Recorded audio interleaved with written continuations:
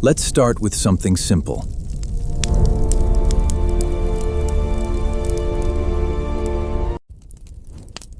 Nations are built on ideas. Words.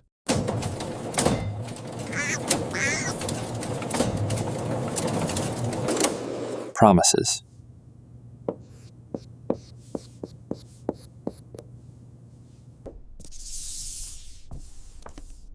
And beliefs. Especially the idea of freedom. And that's where it gets complicated. Because the people demanding freedom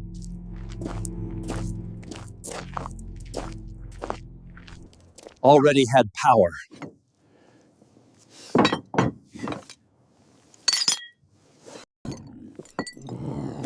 just not all of it.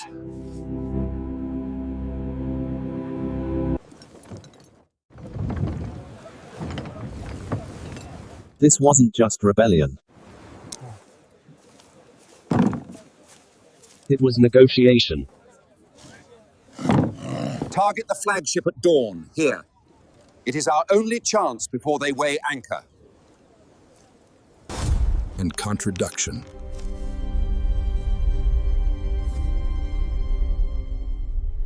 Because the same people writing about freedom were building something far more complicated. Empires do not collapse because of weapons. They collapse because of ideas. In the late 18th century, the most powerful empire on Earth ruled across oceans and continents. Its navy controlled the seas. Its flag flew over distant territories. Its authority seemed permanent. And yet, across the Atlantic, in a string of small colonies pressed against the eastern edge of a vast continent, something began to stir. A radical thought. Power does not come from a king, it comes from the people. It was more than rebellion. It was a challenge to the structure of global authority itself. If ordinary citizens could govern themselves, then no throne was secure. But ideas are fragile in their infancy, and this one would be tested in fire. We must ensure the language is unequivocal. Agreed. Before there was a United States, there were 13 colonies. They did not share a single identity. A merchant in Boston had little in common with a tobacco planter in Virginia.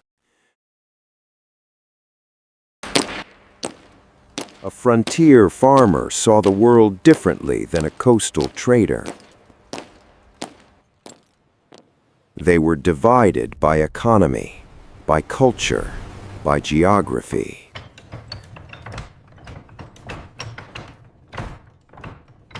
But they were united by distance from power. Across the ocean, decisions were made without their voice. Taxes imposed, trade restricted, authority enforced. At first, they did not seek independence. They sought recognition. They asked for representation. They asked for fairness. But when power refuses to listen, resentment hardens. And resentment, left unresolved, becomes revolution. The path forward requires patience and diplomacy. Patience has gained us nothing but more taxes. We must act. This wool is of the highest quality, sir. The first shots were not grand declarations. They were moments of confusion, of fear, of escalation. Gunfire cracked through the air, and suddenly protest became conflict. The colonies made a decision that would define history. They declared independence, not because victory was certain, but because submission was no longer acceptable. They stood against the most formidable military force in the world. They lacked supplies, they lacked unity, they lacked experience. What they possessed was conviction, the belief that legitimacy flows upward from citizens to government, not downward from a crown. Winter nearly broke that belief. Armies froze, funds disappeared, morale wavered. There were moments when defeat felt inevitable. But revolutions endure not because they are strong, but because they refuse to surrender. And slowly, against expectation, the impossible happened. An empire withdrew. The colonies survived. But victory brought a new danger. Freedom without structure. Independence had been won. Governance had not. The new nation feared concentrated authority. They had overthrown a king. They would not replace him. So they built a system intentionally weak. Have you heard the news? Power rested largely with individual states. The central government lacked the strength to enforce decisions effectively. It protected liberty, but it invited instability. Economic turmoil spread. States argued over trade. Debt accumulated. Internal unrest simmered. The experiment was faltering, and the founders faced a difficult truth. Liberty requires order, but order requires power. The question was no longer whether power was dangerous, it was how to contain it. But without a strong central structure, we risk anarchy and In the summer of 1787, delegates gathered in secrecy. Doubt the resolve of these men, sir. Officially, they were revising the existing framework. In reality, they were rebuilding it.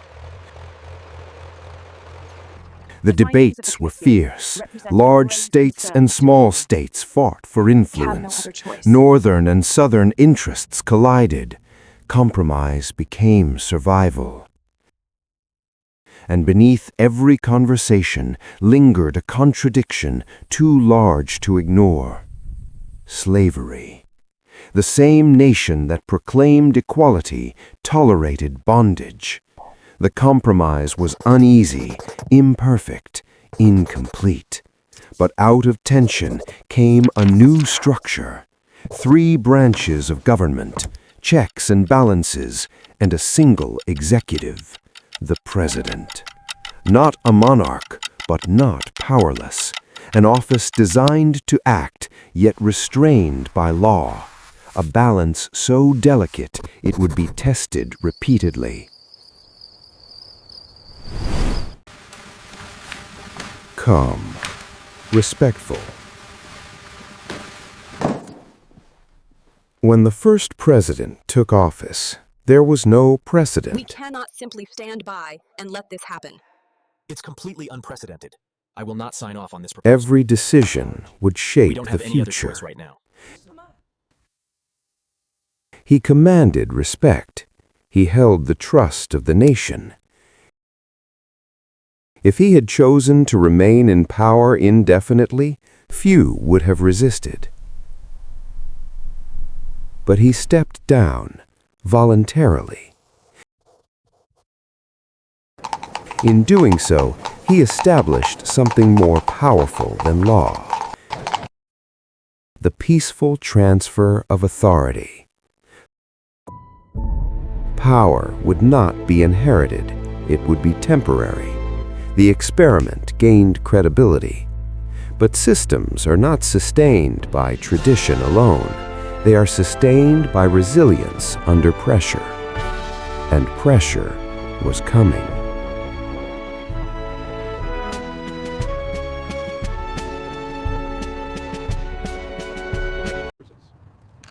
The nation declared liberty, yet millions were excluded from it. I do solemnly swear that I will faithfully execute the Enslaved people built wealth without possessing rights. before us are not to be taken lightly. Indigenous nations faced displacement as expansion accelerated. Women remained outside political authority. The language of freedom was universal. Its application was not. This contradiction was not hidden. It was embedded in the foundation. And as the nation expanded westward, so did the tension. Was America a collection of sovereign states or a permanent union? Could liberty coexist with inequality? The answers would not remain theoretical. They would be decided through conflict.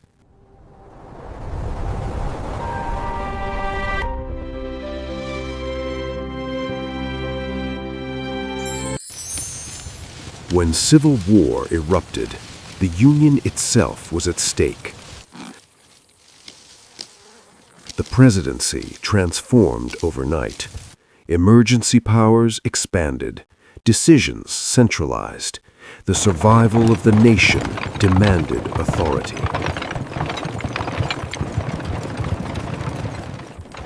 The Constitution bent under strain. This treaty secures our But borders it and did provides not unlimited break. opportunity for our citizens. When the war ended, the federal government stood stronger than before, and the presidency carried more weight. Crisis had reshaped it, and power, once expanded, rarely retreats completely.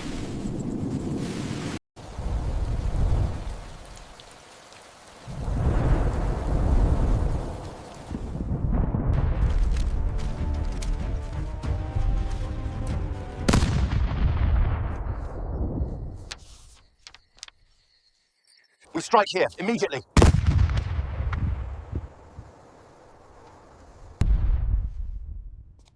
The young republic matured into an industrial power. Cities grew.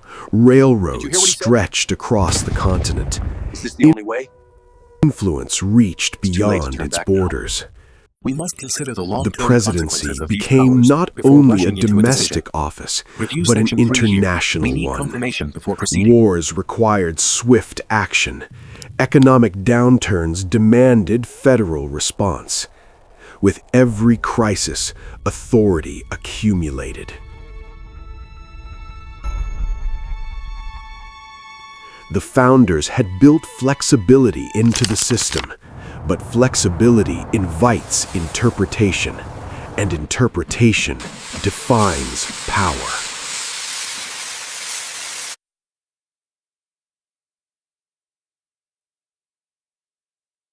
By the late 19th century, the relentless march of progress transformed the skyline, creating a From nation on the rebellion rise. to republic, Machine 2 is from stable, fragile increasing output alliance by to 10% global now. force.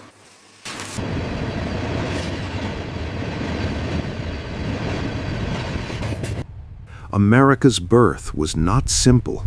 It was layered with We send a clear compromise, message today. defined We by will defend our freedom contradiction, and our allies wherever strengthened they by are threatened. crisis. The challenges we face The nation require that our full rejected attention and monarchy unwavering built commitment a to these strong ideals. executive.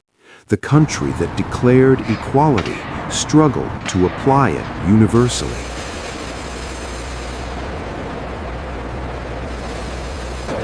The government designed to limit power discovered that survival often The current required global it. strategy requires immediate review of these logistical pathways. The experiment did not end in 1776. It continues because the central tension remains unresolved. How powerful must a government be to endure, and how restrained must it remain to protect freedom?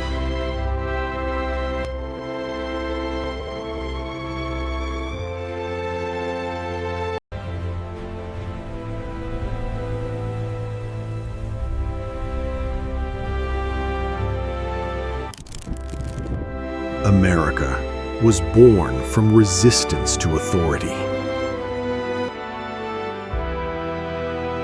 It survived by constructing authority. It proclaimed liberty while negotiating its boundaries. Its birth was not a moment, it was a process, an argument that has never truly ended.